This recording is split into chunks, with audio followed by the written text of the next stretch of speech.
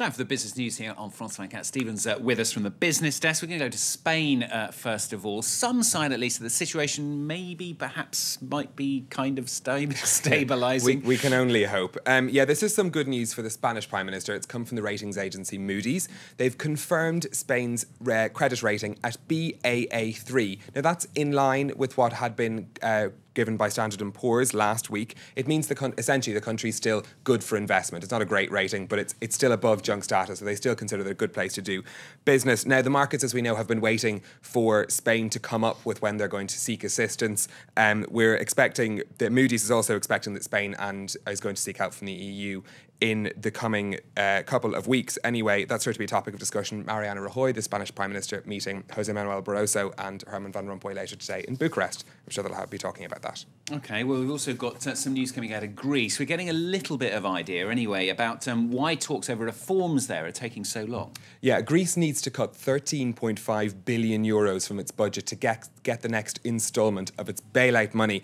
Now, to do that, we're told reform of the labour market is the key issue that's holding up these talks between Greece's government and its international lenders. The French newspaper Les Echos is reporting today that the Troika wants 4 particular criteria. One is to sack some 15,000 civil servants, and the others involve reducing notice periods, redundancy pay, and also bringing in a 6-day working week, the same hours but spread over 6 days instead. Now, both sides are keen to secure an agreement on this, but they don't want to give too much away. The delaying of the talks with the Troika, which is obviously deliberate on their side, does not benefit Greece nor the European Union. The discussions must finish, but not just in any old shape or form. Now we've got a bit of a surprise for you, a surprise change anyway, at the top of the US bank Citigroup. Yeah, I mean, I'd go as far as saying it was a shock. Vikram Pandit resigning as the head of America's 3rd largest bank. We're told it was over a dispute with the company's chairman, a man called Michael O'Neill, although Mr. O'Neill has denied that's the reason behind it. Vikram Pandit's been credited with guiding Citigroup through this very difficult time. They were affected by the subprime mortgage crisis. It's a big upheaval for the bank, though. The ratings agency saying it could even affect the credit rating they give to Citigroup. The new man in charge, his name is Michael Corbett. He's thought to be a steady choice for the company's future.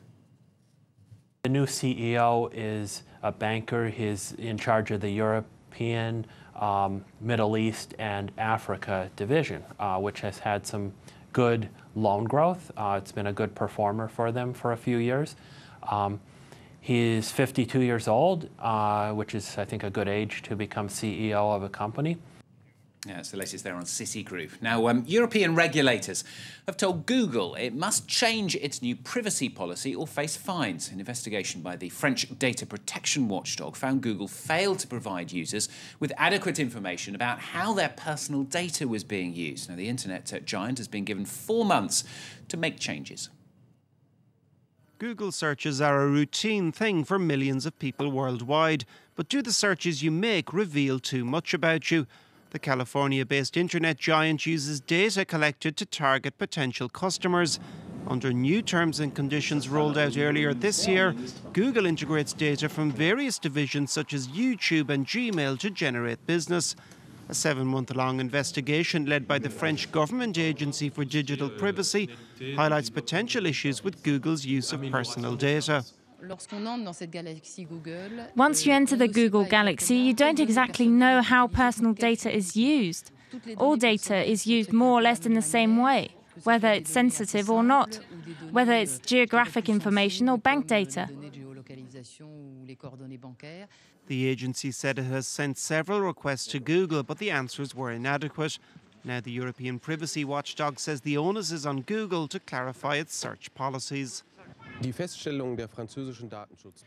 findings of the French Data Protection Office show that Google now has to act. There's a binding law in Europe which regulates how private data have to be protected. And I think Google would be well advised to take steps to clear up the problems, which have now become obvious. Google says it is aware of the French agency's concerns, but it added it is confident its use of personal data is perfectly legal and vital to provide a service to its users. It has 3 to 4 months to confirm to EU requests or face possible legal proceedings. Yeah, trouble there for Google. What about the markets today? How are they looking? Well, there were big gains on Wall Street yesterday. That's knocked over into the Asian markets today. We've seen leads being carried from the big results there, carrying over into Asian shares, reaching their highest level in 5 months in some cases. Japan's Nikkei leading the gains. Investors also quite keen by that decision by Moody's to keep Spain's credit rating stable. Now, I've got a question for Stephen. He knows the answer, but I'll ask it anyway. Who's not been paid a bean in tax? You played that very well. It's emerged that Starbucks, the coffee chain, despite earning €490 million in the UK last year, didn't pay any corporation tax. Now, this was an investigation by Reuters that took 4 months to put together, and they discovered that by the company shifting profits from one division to another, it managed to get around the tax bill. Ben Barnier has more. A successful corporation that's managed to avoid taxes in the UK. According to a Reuters investigation, Starbucks only paid €10.6 million in corporation taxes in the last 14 years and did not pay anything in the last 3 years. While the firm posted losses, it reportedly told investors its business was successful and profitable. Starbucks managed to avoid taxes by shifting profits from one division of the company to another. And what we're seeing are large numbers of multinational corporations around the world who are shifting profit. And if you start from their accounts and work downwards, which is exactly the exercise that you've done, you find that they should and do appear to be making profit in the UK and yet aren't paying tax here. According to Reuters, last year Starbucks generated €490 million in UK sales but paid no corporation tax. In a statement, the firm said it has paid and will continue to pay its fair share of taxes in full compliance with all UK tax laws. Starbucks also said it is committed to the UK and plans to create 5,000 jobs over the next 5 years. Perhaps they'll do an investigation in France, the US, right around the world as well now. Now, finally, the battle of the tablet computers stepping up. This is Microsoft entering the market. Yeah, this is the Microsoft Surface. They've given us some more details on their new tablet computer. We had been expecting it. They're entering an increasingly crowded market dominated by Apple's iPad. Now, we've learned that it's going to retail at €489 and goes on sale in 8 countries next Friday, including France. It will use the new Windows 8 software and it has 32 gigs of storage, which is a bit more than the comparable iPad. It will, though, take some money away from Microsoft in terms of competing with their partners who actually use Windows on their machines and get licensing money from it. But, you know, speaking of their rivals, rather, Apple have also said they're going to make a big announcement next Tuesday.